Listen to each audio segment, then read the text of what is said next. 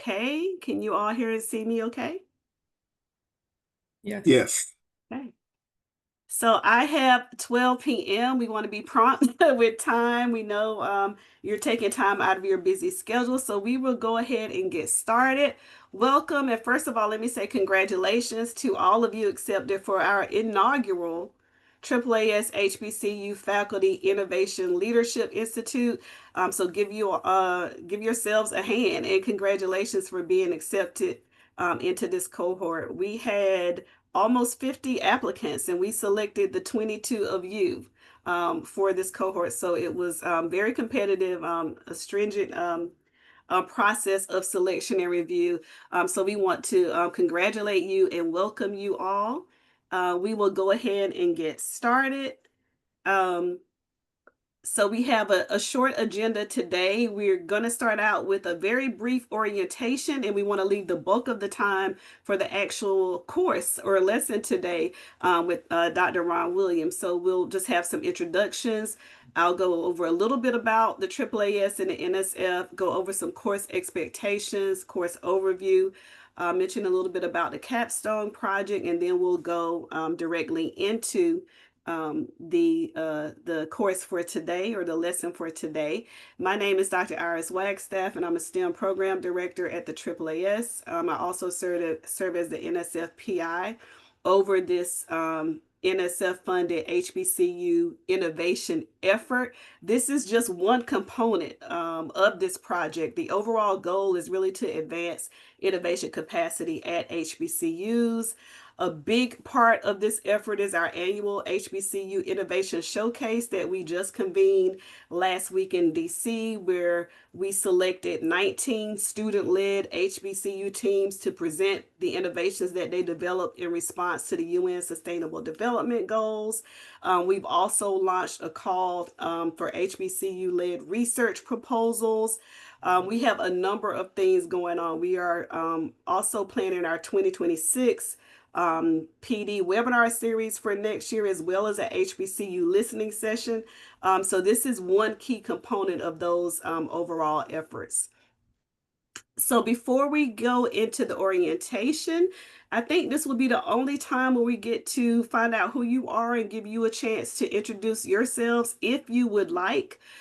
So if you would like to just come off camera briefly and just introduce yourselves, maybe just your name, your school, and your role at your school, we can hopefully get through those really quickly.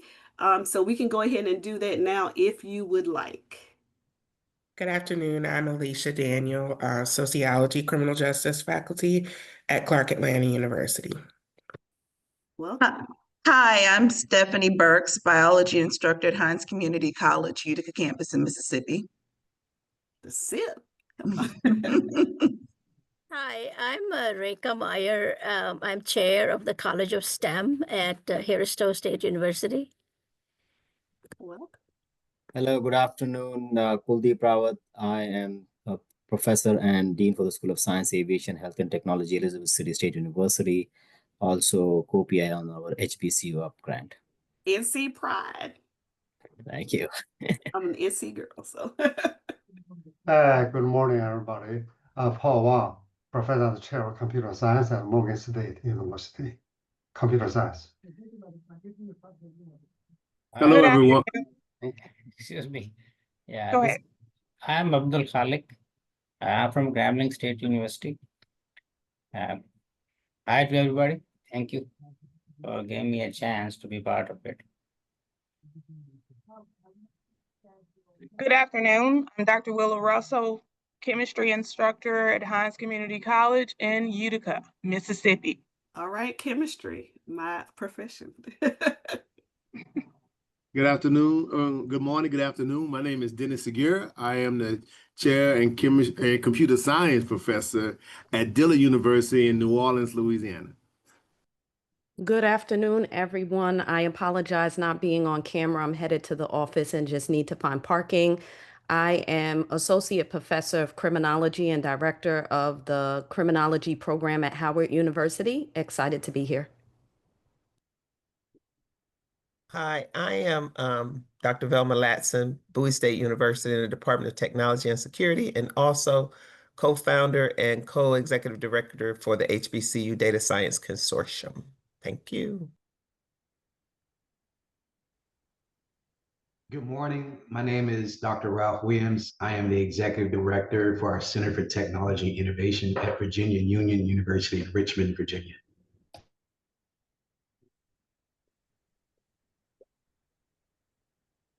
Hello, everyone. Here is Muhammad Salim. I'm Associate Professor at Alabama State University in Montgomery, Alabama.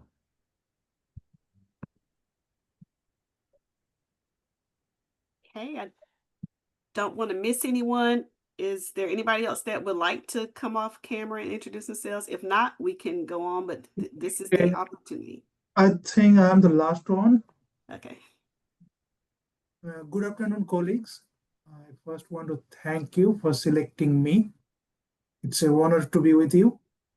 My name is Salehin, and I'm an assistant professor at NCAT, North Carolina. In our lab, we study plant genomics and how plants respond to environmental change. And I'm happy to learn with you. Thank you. Okay, Aggie Pride. All right, well, welcome you all. I am actually going to skip about the AAAS. The AAAS is leading this effort through a grant by the National Science Foundation HBCU UP program. But in the interest of time, I really just want to, for sake of concern, there's been some concern over these efforts, and just to ensure you that not only does this Faculty Institute, but our overall efforts with this HBCU Innovation Initiative, they align perfectly 100% with the updated and current goals and priorities of the NSF. We will share these slides with you, but just sharing all of the specific points where this Faculty Leadership Institute align with current NSF priorities in case there's some concern there.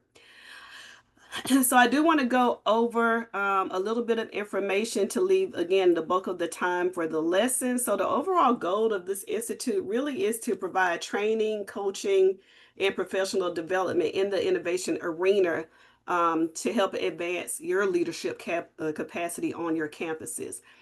So you've already received the course schedule. This course will be held the first Friday of every month from 12 to 1 p.m. Eastern via Zoom. We have curated some amazing innovation experts from our community of practice to serve as your class facilitators. We will be sharing the slides and recording the Monday after every class so that you have access to that. You also, as being selected as a member of this inaugural cohort, you have access to our full inclusive innovation community of practice that we have curated for you to give you access to help advance your efforts. There will be a capstone project presentation. As being selected for this cohort, we will cover your travel and hotel to Washington, D.C. to present your capstone project to NSF and AAAS leadership, as well as other members of our community of practice. We will cover your hotel night for arrival the night before, which will be June 25th. So you've already received the course schedule. So I won't go into the course schedule in detail. Just to make you aware, you need to register for each of the sessions via Zoom.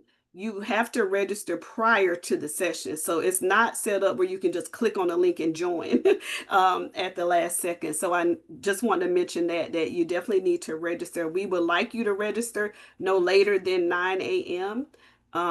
For that day so we can prepare for who's going to be on the call. So you definitely have to register for each session prior to joining the class. So just want to go over some course expectations and accountability. Please contact us beforehand, if it's possible, the Monday before the class to inform us that, if you cannot attend and the reason. We understand that things come up. Things come up that will prevent you from joining the class. So please let us know beforehand so that we can prepare adequately. We ask that if you do miss a session, that you'll have 1 week to please review the recording and the slides and write a short summary paragraph addressing key takeaways and learnings and how you will implement the knowledge gains if you can't make a course. We have a folder set up for you to upload those summary paragraphs to SharePoint. Pam has already shared that information, and we'll follow up again with the Monday wrap up from this course. And in order to remain in good standing as a cohort member and be sponsored to attend to present your capstone project at the AAAS, you cannot miss more than 2 courses unless there's a medical, personal, or family emergency. And let me just be clear on that. What we mean is if you miss a course and you submit your summary paragraph, that satisfies the requirement for that course. So when we say miss 2 courses, we mean not following up on the accountability piece by submitting your summary paragraph. So again, all this information has been or will be shared with you. We have set up a space to share all of the course materials. On that SharePoint link, you'll find the recordings, the PDF of the slides, the course schedule, any pre-work or post-work that the class facilitator has identified for you, and also some guidance about the capstone project. So for your capstone projects, these are the key prompts that that will guide your capstone project. So all of these 8 courses or classes have been designed to help you with the capstone project that you have or will identify that you want to work on. And that's: what is the problem, who cares, and why? What is your innovative solution, from idea to implementation, and the impact and future directions of your project. We have also consulted with Dr. Amisha Campbell, who is going to provide optional free coaching to you for the December class. Again, it is optional in case you want to work with Amisha on your project idea at the midpoint, which will be the December 5th class. And you will, as of now, you can go ahead and start signing up for the slots that she's made available to work with you. So I've already mentioned the capstone project presentation will be at the AAAS on June 26th. We will pay for you your flights or travel or train to arrive the night before. And again, the audience that you will present to will be NSF and AAAS leadership, along with other members of the community of practice that we have curated for you. So now I want to stop now and transition to our speaker facilitator for the lesson today, Dr. Ron Williams, who serves as the interim dean at Coppin State University School of Graduate Studies and Research.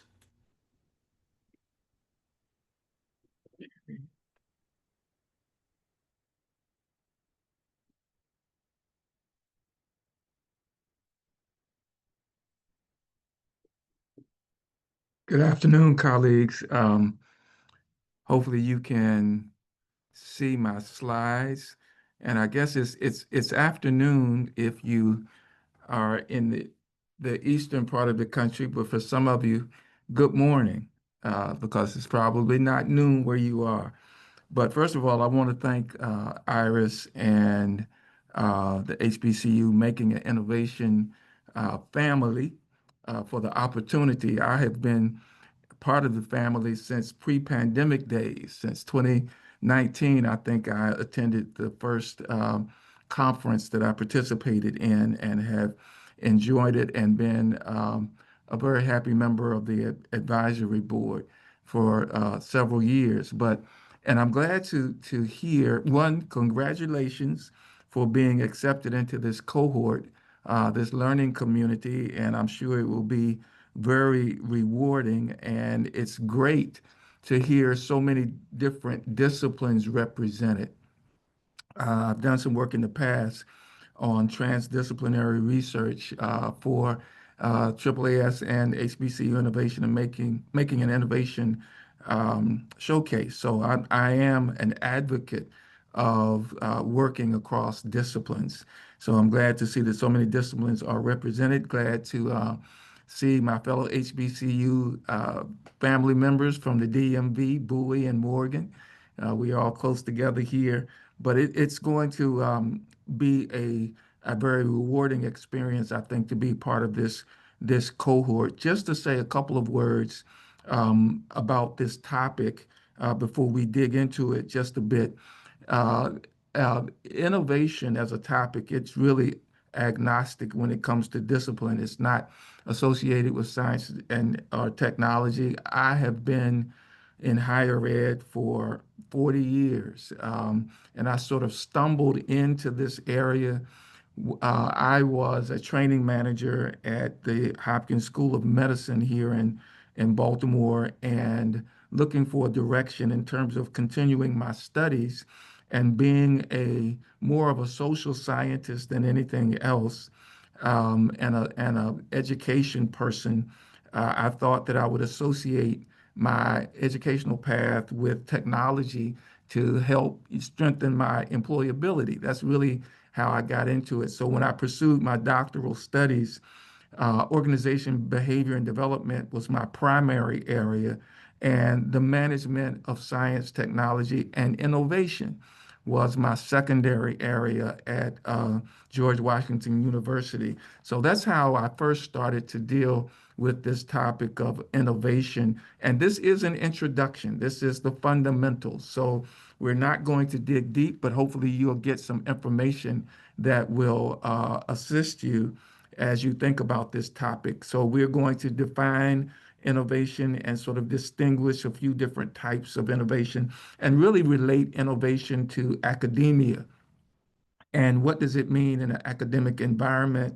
What does it mean to be innovative from the perspective of your discipline, from the perspective of your research, from the perspective of your scholarship? What does that really mean? The word innovation is thrown around a great deal, but it has become so common that I'm not sure many people understand the true meaning of innovation. We're going to apply that to design thinking and lean experimentation. If you're familiar with those concepts, it just means being solution oriented.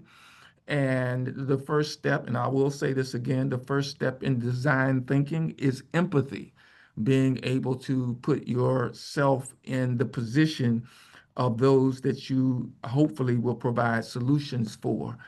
Identify some metrics to evidence value and impact. We have sort of carved a niche here doing impact studies, doing impact research at Coppin. So we do economic impact studies, we do social impact studies, we do technological impact studies, but what does impact and what does it mean to create a value stream that is grounded in innovation? Uh, we want to integrate access-centered, community-engaged practices. We've also carved out a niche here in applied research, meaning we are conducting research in most cases, many cases, to solve problems, to solve real problems, and we also focus on having an impact on policy. That helps us be community connected, community grounded, and serving those around us that are our primary stakeholders. Also sort of outline some next steps for you. So as you go further in this topic, how are you going to gauge and sort of measure your success? This next slide will not reveal anything that's new for you or to you. This really relates to HBCUs in particular. And being a business school guy, and having founded an entrepreneurship center about 4 years ago that I stepped away from to take this current position, but value propositions are important to me.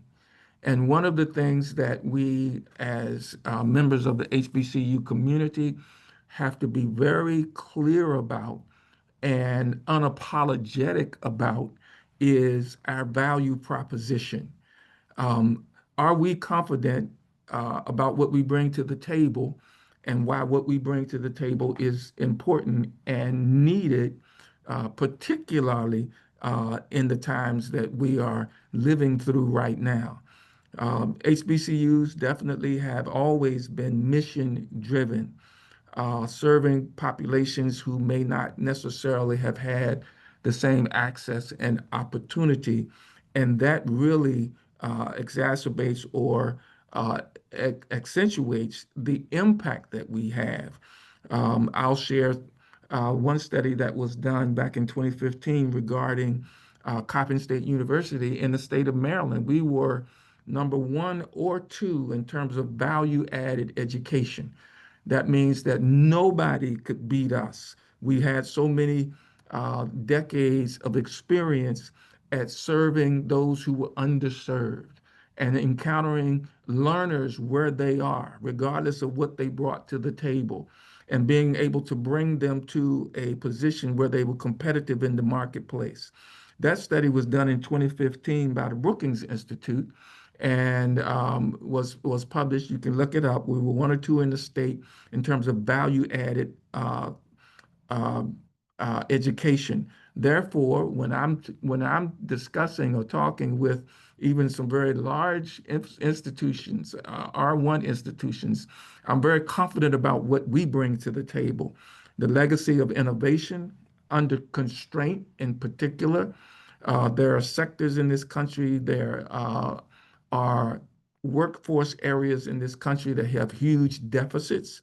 And I believe that the experience that HBCUs bring to the table will be absolutely critical in filling those gaps because we've had so much history and legacy of meeting needs under constrained resources with ingenuity, opportunities, research translation. I mentioned workforce pathways, entrepreneurship.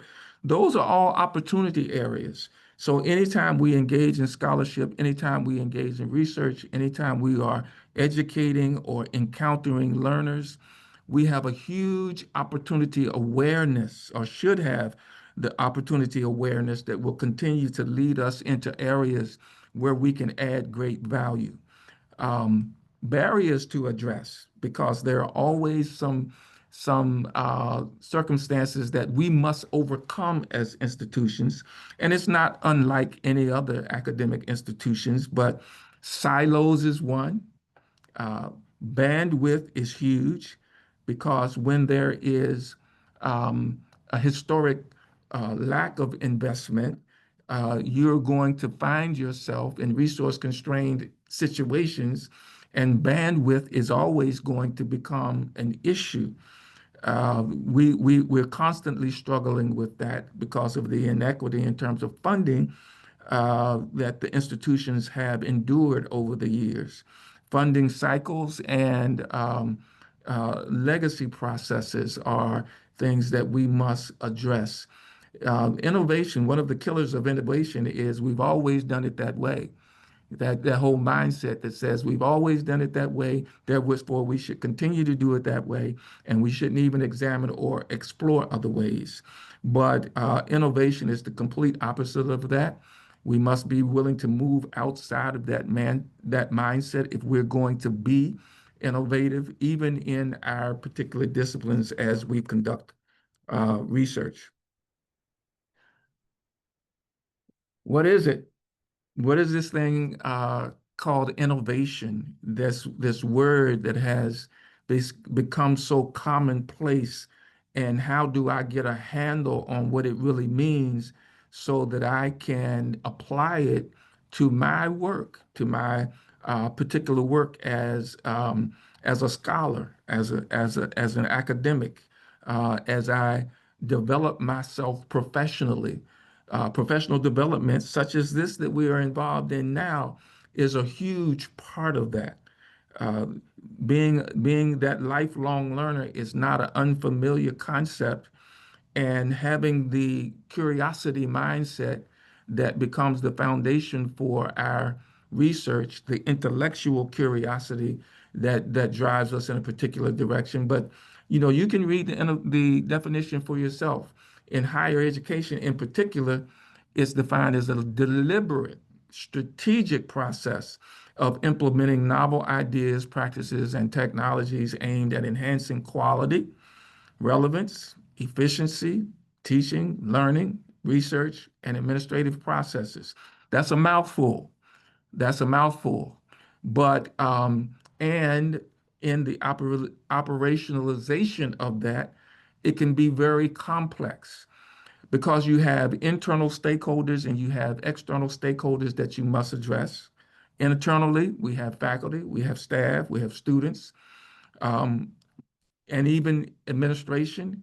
You have many people who may approach an idea from a different perspective. But if we're going to encourage innovation, we must be able to embrace the differences that people bring to the table, whether it be faculty, staff, or students, and find a coherent common ground where we're able to add value, again, for our stakeholders, internally and externally. Externally, we have the corporate sector, we have other academic institutions, we have the policymakers. All of them are our stakeholders. And how do we balance those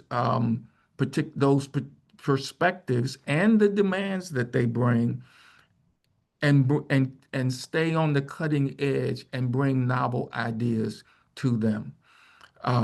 It takes a bit of courage. And let me use myself as an example. So I've been at Coppin.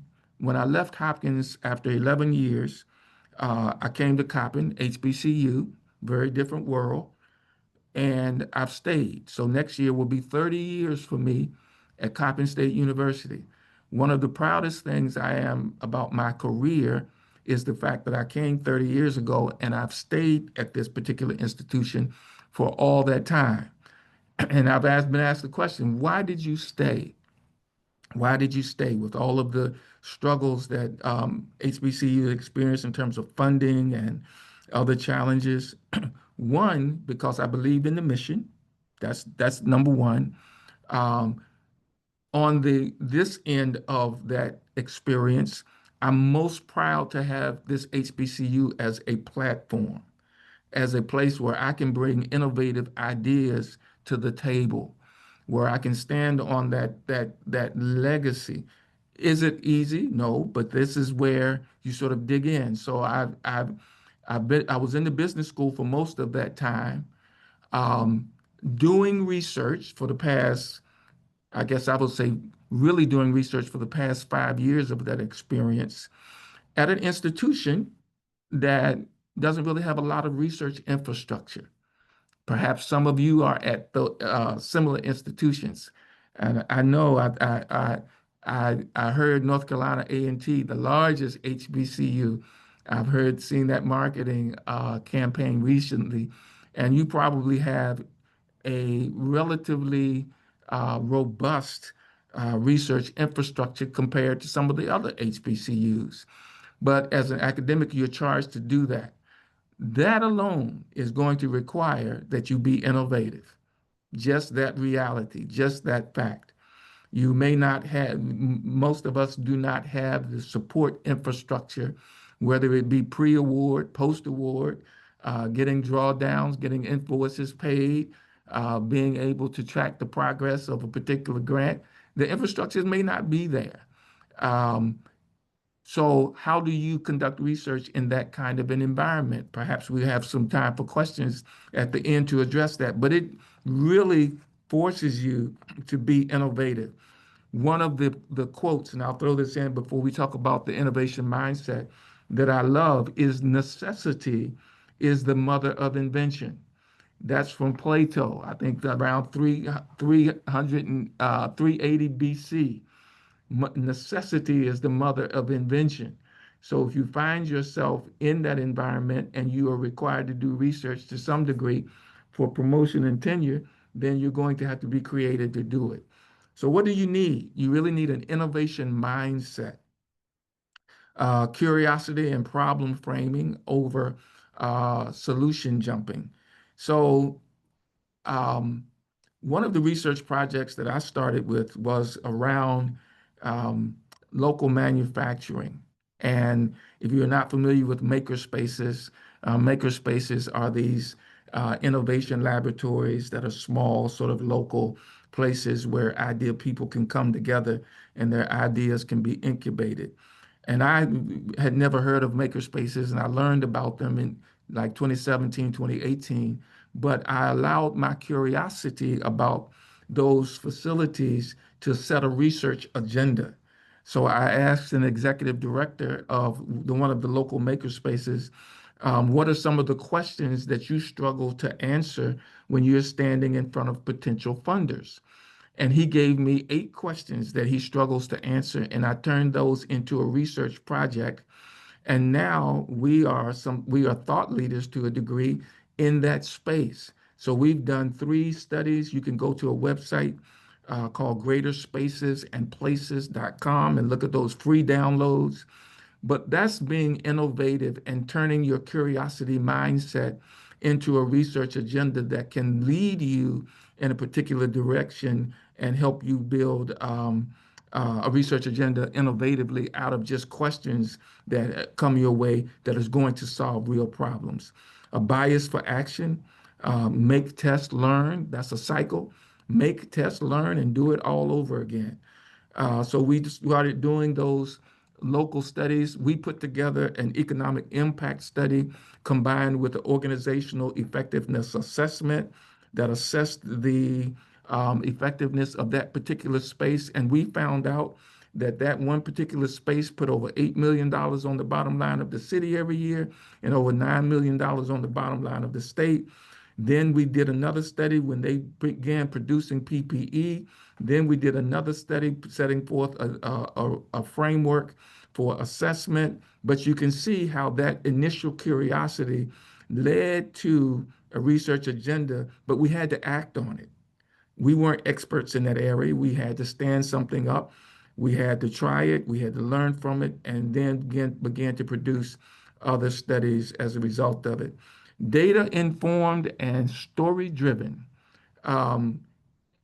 We've all heard about being data informed or allowing the data to drive our decision making. But I want to encourage, and that's one of the reasons that I'm really an advocate of transdisciplinary research, is making sure that the story behind the data is told. Now, we associate that most often with qualitative research. I'm a mixed methods guy. I've had a dance professor and a chemistry professor on the same research team.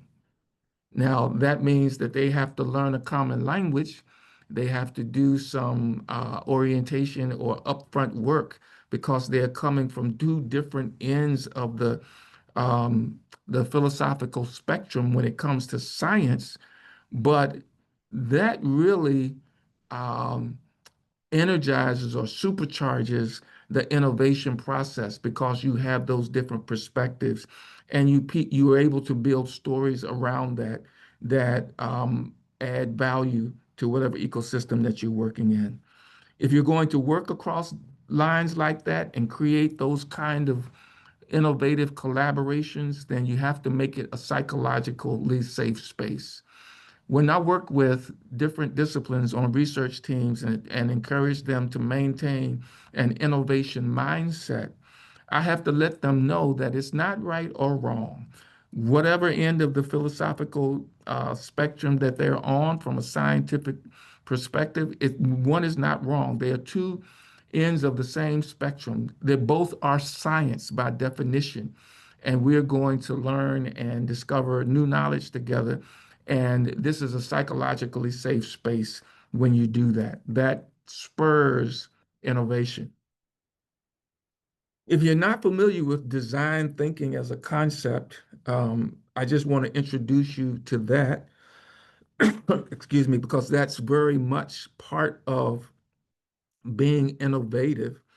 And as I said, the first step in design thinking is empathy. When I bring 2 people together from different ends of the scientific spectrum together on a project, because I want the project to be more innovative because of their different perspectives, The one thing I must do initially or upfront is to encourage them to empathize with each other, to be able to see a solution or a problem from that person's perspective and understand how they're going to ultimately contribute to a solution. So we empathize, we define, we generate ideas, we come up with a prototype, we test it, and we do it all over again. It's an iterative process. You never really get to the end of it. And you keep asking the questions. Well, how might we? How may we do this? How may we address that that challenge? So it's positioning us in terms of an innovation framework. It's positioning us to never hit the wall of being done or finding the answer, because every answer is going to continuously lead to another question, and making sure that we are following that trail. And if you're not familiar with the current concept of journey mapping, making sure that you are tracking your process and continuing not only to examine the solutions that you come up with, but also being willing to challenge the process that you're using to get there. One of the research projects that we have are continuing here at Coppin State is around youth entrepreneurship. And we built into that process not only doing a landscape analysis of youth entrepreneurship here in the city and describing that, but we also built into it a process of examining our research process at the same time so that we could continue to get better at that. It's a way of designing, it's a way of thinking, it's a way of doing formative assessment as well as summative assessment, not waiting till you get to the end of the process, but making sure that you build in examination along the way so that you can continually get better or build in processes of continuous improvement. Here's a concept. If you're not familiar with lean experimentation or lean approaches to anything, is used very often in entrepreneurship, but maybe you've heard of the concept of failing fast and pivoting. And really, when you are approaching a testable hypothesis, it is building in short sprints of experimentation so that you can fail fast and pivot, so that you can make change quickly. And that's going to contribute to your ability to be be innovative. Not thinking of failure as something to be punished or challenged, but taking failure as an opportunity to improve, to learn, and making sure that you're capturing the evidence along the way and decide to make sure that you're going to persevere, pause, pivot when you need to, and then move on to the next iteration of your project. So this whole idea of lean experimentation is, I think, something that you have to discuss and build into whatever it is that you're doing at the very beginning. It's not something that you wait until you get into the middle of a project or a process and begin to think about, but it's a mindset that you build into whatever it is that you're doing from the very beginning. There's a book called Measuring What Matters, but making sure that you're focused on measuring the things that are really going to help you describe your process. Uh, this whole concept is known by many different uh, titles, whether you call it measuring what matters or whether you called it KPIs, key performance indicators, or whatever the case may be. It really means the same thing. Deciding up front how you're going to actually measure or describe progress. Here are many that are used in academia, particularly when it comes to academic affairs, time to degree, retention metrics, research outputs. We're building right now, as part of my interim role, we're building a dashboard using Power BI that is going to pull from the many systems that we have on campus that aren't always integrated, but we're going to use Power BI to pull from them to build a dashboard that's going to give us our research output and our research metric, keep it at our fingertips so that we'll be able to track and report on those. Cycle time for proposals, IRB approvals, what time, what's your typical time to decision from the IRB committee, building that into your process, cycle times for proposals. Because as I come into this role, one of the things that I'm learning, and I'm being very transparent right now, I know this will be shared, is, people will show up or researchers will show up and say, I have a deadline that's today or tomorrow. Can you give me part of my package that I need? So making sure that we are aware of cycle times, but have the processes built in that are going to position people and position your institutions to be innovative and to take advantage of as many opportunities as possible. Student belonging and engagement, of course, that's another key performance indicator that we track in academia, but using simple logic models and scorecards. Part of my approach, and I'll use myself again as an example in this role, because what we've done here at Coppin is we've merged graduate studies and research. And part of my approach coming into the role was to put together what I called a playbook that has a 1-year scorecard and a 3-year scorecard that is going to give us the key performance indicators and who's responsible and what the outcome and what the output is that we're looking for over the course of the first year and the third year. So you give that to those that you are accountable to. And when I say accountable to, I just don't mean those that are higher up in administration, but we actually shared that playbook with the faculty and with other stakeholders on campus so that they can hold us accountable. And as we do professional development, that's one of the things that one of the tools that we will use to develop our faculty professionally so that they will know what they can expect from the innovation enterprise. And I'll use that term because that's what we're building. We're building an innovation enterprise, a research enterprise from beginning to end so that we can take advantage of as many opportunities as possible. So make sure that you're measuring what matters and that you're using the tools available to you that are going to allow you and those that you're accountable to, which means everybody in your ecosystem, to also measure your progress as well.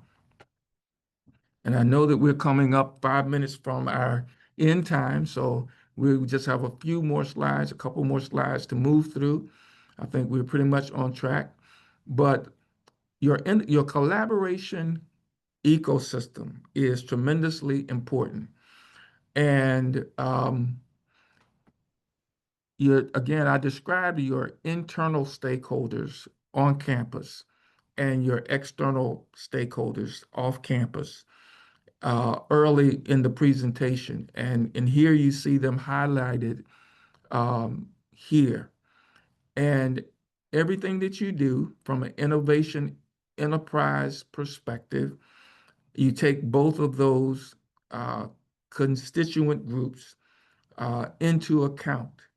And one of the things that I did early and am doing, because I'm still early in my role, is I just did a listening tour with administration, listening to it with faculty senate, listening to it with some students, some grad students. I want to hear, because they are all stakeholders internally on the campus. I know a lot of the concerns because I was engaged in research for the past 4 or 5 years and know where some of the gaps are. But I wanted to hear them as I moved into this responsibility so I could better facilitate some solutions. I was so in it as a researcher myself, but now that I am hopefully helping to contribute to some of the solutions, I needed to hear it from a different perspective. The industry engagements, those are so important. They have certainly, they helped me. In fact, they saved me in terms of getting a research agenda started when I was and over the past 4 or 5 years. It was industry that supported a lot of the research that we were doing. We started out doing industry reports. We were not necessarily writing journal articles. Initially, we were producing industry reports that showed a certain amount of value. They gave us dollars to continue to do that kind of report because, again, we got into the value stream by asking the right question. Where is your pain point? What are you trying to solve? Let us create a research project around that.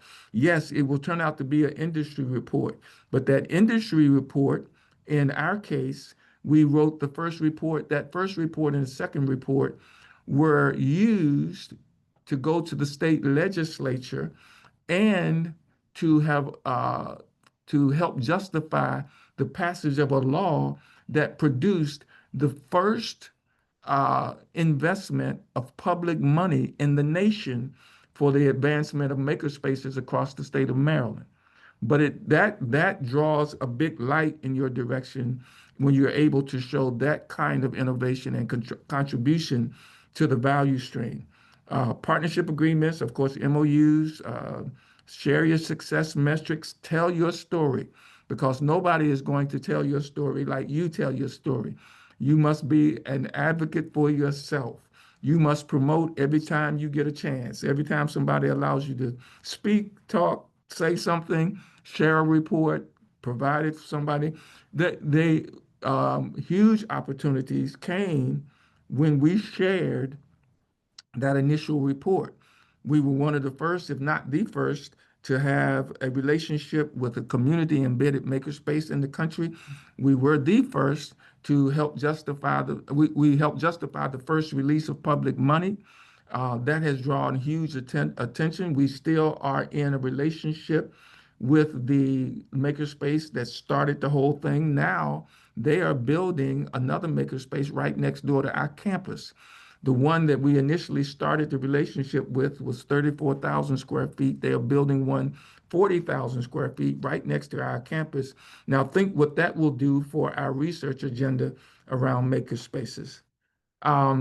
Access-focused innovation, design with not for co-creation. That's a key word. Making sure that you are involving people in the process. When we did the youth entrepreneurship, we made sure that we had youth voices involved. Inclusive research across disciplines, mitigate bias, of course, making sure that your research practices and principles are sound, measure distribution of benefits and burdens in the process. And I believe, let's see, I think we only have 1 or 2 more. Funding stability is a big topic now. Again, do not ignore philanthropic dollars in terms of your grant portfolio. Stage appropriate funding. We started small, but we were able to build up to 7 figures, but over a short period of time by starting small. Indirect cost recovery, administrative readiness. I've talked somewhat about that. That's what part of what we're building here, administrative readiness and making sure that you position yourself to scale. All I'll say about next steps, because I know that we're coming up on time, is make sure that you, again, start small. regular 60-minute discovery sprints in the process. The whole MVE, minimal viable experiment, I talked about that, short sprints that you can use to fail fast and pivot, and set up a one-page scorecard and make sure that you are doing the tracking and reporting your outcomes and results. That's an introduction, the fundamentals of innovation. There's so much more to this topic, and hopefully you got something that you can find useful, and I'll turn it back over to our facilitators. Thank you so much, Dr. Williams. This was a crash course. Crash course, yes. Thank you so much. And we will share the slides, but we want to definitely transition now. Before we go into Q&A, and that's whether it's for Dr. Williams or me about the program, we have a poll that we want to launch, and then we will go into Q&A, and then we will have a survey that we want to launch here, but we also will share that survey via email on Monday as a follow-up in case you may be traveling and can't scan the QR code. So we just have a few poll questions, and then we'll go into Q&A. So hopefully you can see the poll.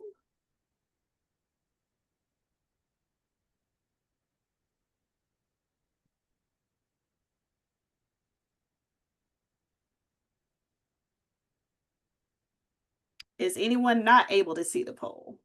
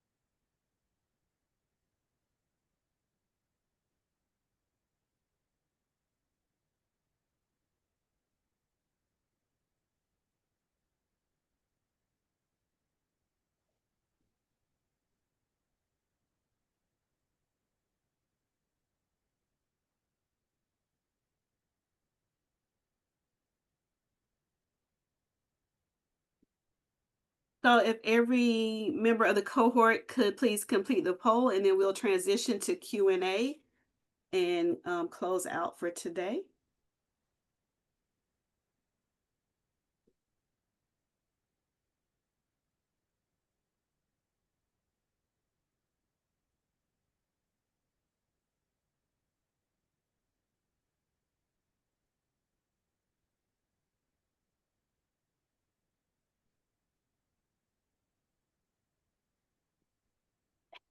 And Pam, just let me know when we can close out the poll and transition to Q&A.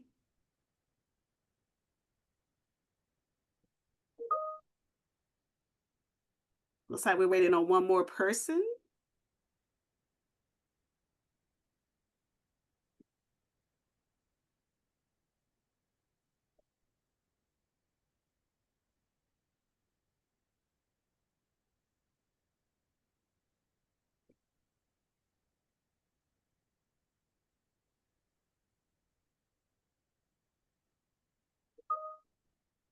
Okay. So we will now transition to first any questions for Dr. Williams, and then any questions for myself, and then we just have some closing items for you because we would like to stay on time. So any questions for Dr. Williams? As you are formulating your questions, if the team can put the QR code for the survey in the chat, For those who might not have a question, you can go ahead and take a look at that, and we will send that Monday via email, the link as well. But we want to go ahead and launch the QR code for the survey. And this is just to give us some baseline or pre-test information to help guide us to make sure that we're making sure that these classes are valuable and beneficial for you. So if anyone has any questions, either for Dr. Williams or myself, please come off mute and ask your question. If you don't have a question, feel free to go ahead and complete this, or at least open the survey link. Again, we will send that on Monday. So any questions? I do see one in the chat. It says, where can I find the information on how to conduct a discovery sprint? I tell you, it's just as simple as if you either Google, of course, we're in a chat GPT world, minimal viable experiment, and you'll get more information than you'll ever be able to use about, how to conduct that. And it's just short tests. Whatever it is that you have producing or ideas, test your ideas in short sprints, and if the results are not what you anticipated or desired, then you pivot and you move and you make your adjustments and you continue to learn. Thank you, Ron. And can you stop sharing your screen so I can pull up sure. the QR code? Thank you. Dr. Williams, what was the name of the book? I think I missed the last part. It was measuring, but I think I missed the last part of it. Measure what matters. Thank you. Yes. Thank you so much, Dr. Williams, for that wonderful presentation. Very empowering. For me, my question really is around when you have a whole lot of innovative ideas, do you have any sort of recommendations for prioritizing this short kind of term of this particular experience? I want to make sure that I'm connecting the amount of time that we have here up until the presentation in June to the actual idea and project. Any sort of recommendations you have for chopping that list down and thinking about how to move forward with that discovery sprint and, identifying the 3 to 5 individuals for that particular idea? Yeah, you and I share a common problem. I'm an idea person. Mm-hmm. Yeah, so ideas. And so I don't know if there's any sort of magic to it, but which one provides what at least appears as the biggest bang for the buck at the moment? And, that's we know what that means. And so you're doing your own value assessment, and which idea will bring the most value at this time based on the vision that I have. You'll know when you ask that question to yourself, you'll know that idea will rise to the top, because you have a vision of what you're trying to do, and you know what value that you're looking for, whether it be professionally or otherwise, and one of them will emerge. Thank you. Dr. William, thanks for the introduction. I saw there's a folder, there are 8 files inside. So could you tell us what to do? I think you mentioned one, right? One form we need to put in. So what are those 8 documents over there supposed for us to do? Can you was it a particular point in the presentation? You said, okay. The share folder, let me open it up, right? The share folder you shared with us for session 1 have 8 files, 6 doc, 2 Excel. oh, okay. What are those things? Oh, those are just materials that you may find helpful around the topic of innovation. They're just resources. You know, as you go through them and look at them, some of them you may find applicable to your a current project or a project that you're thinking about that you want to have clear processes for making sure that you embed innovation into the project. So they're just resources. Okay. Then you mentioned earlier regarding so-called like assignment, remember form a small team doing something over there. Oh, So yes. where should we report to you? How are we going to report to you? Well, you won't report to me. So it's just a recommendation that if you have a project that it could be this project, I'm not sure, depending on what you're structuring, putting together, find 2, 3, 4 people that are willing to go on this journey with you and demonstrate. Find a small team and demonstrate outcomes and use those outcomes to build your agenda. And I'll give you an example. Let me pause here, Ron, because I have 101, and for those that have to leave promptly at 1, go ahead, but feel free to stay on and answer any questions that you have. Also, feel free to send any questions or follow-ups for Dr. Williams or myself to the HBCU Maker email. The team is dropping that email in the chat so that we can make sure that we complete all the follow-up with Dr. Williams, the book link, anything else that you need. Email us at that email and we'll make sure to include that in the follow-up Monday. And we will be happy to stay on for any questions for Dr. Williams or myself. Thank you.